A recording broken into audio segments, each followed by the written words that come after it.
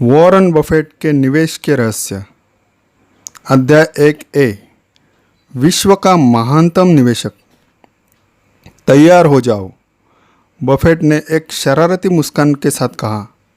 वह मैनहट्टन के बैठक के कक्ष में वसंत की एक सुबह अपनी सबसे पुरानी एवं प्रिय मित्रों में से एक कैरल रूमिस के साथ बैठे थे। सन 1954 से ही कैरल फॉर्च्यून पत्रिका में वरिष्ठ परामर्शदाता संपादक है। कैरल द्वारा लिखित पुस्तकें न्यूयॉर्क टाइम्स की सर्वाधिक बिक्री वाली पुस्तकों में सूची में शामिल रही है और उन्हें पुरस्कृत भी किया जा चुका है। साथ ही उन्हें वॉरेन बफेट की पत्रिका के विशेषज्ञ माना जाता है। बफेट के अधिकतर विश्वास पात्र जानते हैं कि कैरल सन 1977 से वर्कशायर हैथवे की वार्षिक रिपोर्ट की संपादक भी है। 2006 में उस वसंत की सुबह बफेट ने कैरल को बताया कि उन्होंने वर्कशायर हैथवे में निहित अपनी संपत्ति को दान करने की योजना में कुछ बदलाव किए हैं। अधिकतर लोगों की तरह कैरल भी जानती थी कि अपनी संपत्ति के एक छोटे से हिस्से को अपने 3 बच्चों के नाम करने के बाद अपनी बाकी 99% संपत्ति धर्मार्थ संगठन को दान करने वाले हैं। उन्हें मालूम था कि बफेट की यह शेष संपत्ति उनकी दिवंगत पत्नी सूसन द्वारा स्थापित बफेट फाउंडेशन जाने वाली थी।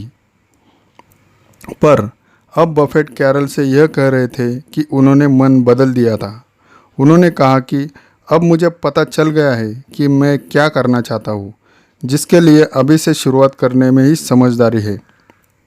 26 जून 2006 को दोपहर के भोजन के कुछ समय पहले वॉरेन बफेट, जो उस समय विश्व के दूसरे सबसे धनी व्यक्ति थे, न्यूयॉर्क पब्लिक लाइब्रेरी में एकत्रित जनसमूह को संबोधित करने के लिए माइक्रोफोन की ओर बढ़े। नगर के सैकड़ों धनाढ्य श्रोताओं की भीड़ ने खड़े होकर उनका अभिवादन किया। थोड़ी देर बोलने के बाद बफेट ने अपने जैकेट से जेब में हाथ डाला और उनमें से 5 पत्र निकाले। प्रत्येक पत्र में उनकी संपत्ति के एक हिस्से के दान प्रक्रिया का वर्णन था। पहले 3 पत्र बिल्कुल सरल थे, जिस पर उन्होंने लिखा डैड तथा अपने बच्चों बेटी सूज, बड़े बेटे हॉवर्ड तथा छोटे छोटे पीटर को सौंप दिया। चौथे पत्र को उन्होंने अपनी दिवंगत पत्नी द्वारा स्थापित परोपकारी संस्था के एक प्रतिनिधि को सौंप दिया। इन 4 पत्रों के जरिए संयुक्त रूप से कुल 6 बिलियन की धनराशि देने का वादा किया गया था। परंतु उनका 5वां पत्र सबसे आश्चर्य का स्रोत बना। बफेट ने उस पर हस्ताक्षर किया और उसे दुनिया के सबसे धनी व्यक्ति बिल गेट्स की पत्नी को सौंप दिया। उस अंतिम पत्र के द्वारा बफेट ने वर्कशायर हैथवे में अपनी 30 बिलियन से अधिक के मूल्य की शेयर विश्व के सबसे बड़े परोपकारी संगठन bill and Melinda Gates foundation को दान कर दिया। वह इतिहास का सबसे बड़ा दान था। यह एंड्रयू कार्नेगी आज की राशि में 7.2 billion, John D Rockefeller 7.1 billion अथवा John D Rockefeller junior 5.5 billion द्वारा दिए गए दान से कई अधिक था। इस कार्यक्रम में उपरांत अगले कई दिनों तक अनगिनत प्रश्न पूछे गए। क्या बफेट बीमार है? क्या वह मृत्युशैया पर है? नहीं, बिल्कुल नहीं। उन्होंने कहा, मैं पूर्णतः स्वस्थ हूँ।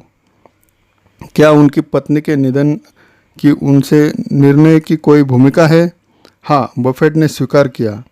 यह सर्वविदित था कि वह अपनी सारी संपत्ति अपनी पत्नी सूजी द्वारा स्थापित बफेट फाउंडेशन के नाम करने वाले थे। बफेट ने कहा, सूजी को बहुत अच्छा लगता।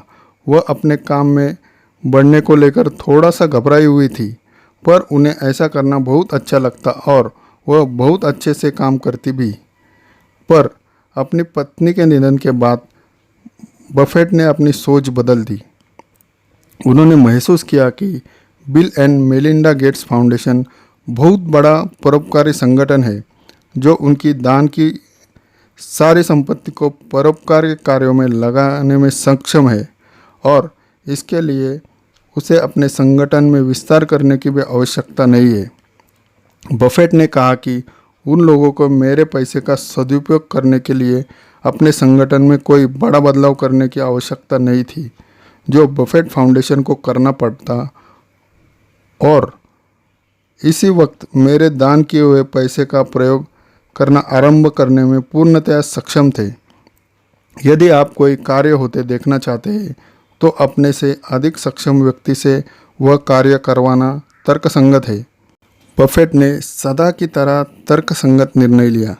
वर्कशायर हैथवे में बफेट सदा ही सबको याद दिलाते रहते हैं कि व्यवसाय को चलाने वाले ऐसे प्रबंधक बड़ी संख्या में मौजूद हैं जो अपने कार्यों का संचालन उनसे कहीं अधिक बेहतर ढंग से कर सकते हैं।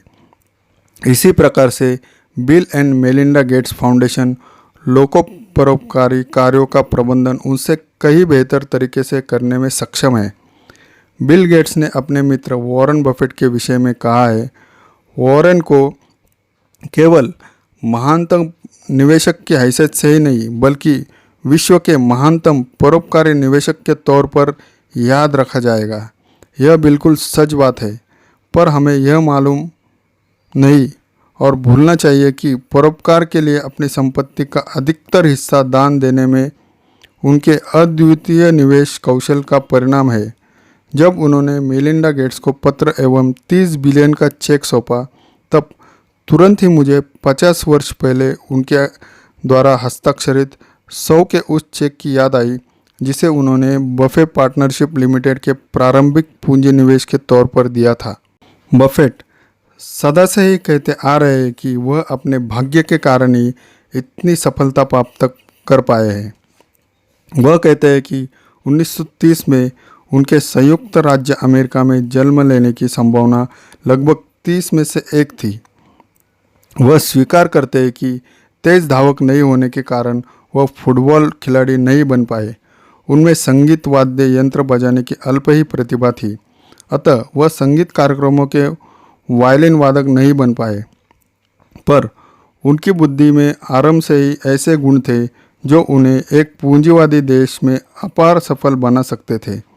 बफेट के अनुसार अमेरिका में पैदा होना और रहना, पूर्वजों का आशीर्वाद एवं चक्रवृद्धि ब्याज कंपाउंडेड इंटरेस्ट मेरी अपार संपत्ति का रहस्य है।